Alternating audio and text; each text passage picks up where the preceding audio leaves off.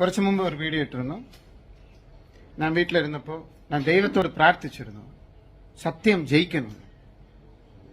പക്ഷെ എങ്ങനെയോ സന്തോഷ് വർക്കി തന്നെ വന്നതല്ലേ? എങ്ങനെ വന്നു? ഒറ്റയ്ക്ക്.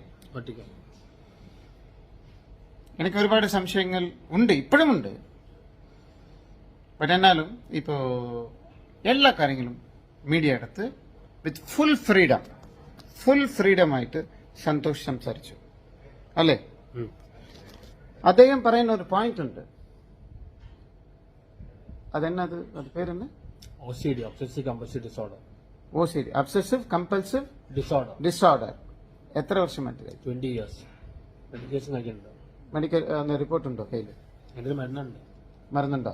കയ്യിൽ മരുന്ന് എപ്പോഴും ഉണ്ട്. എപ്പോഴും ഉണ്ടാവണം.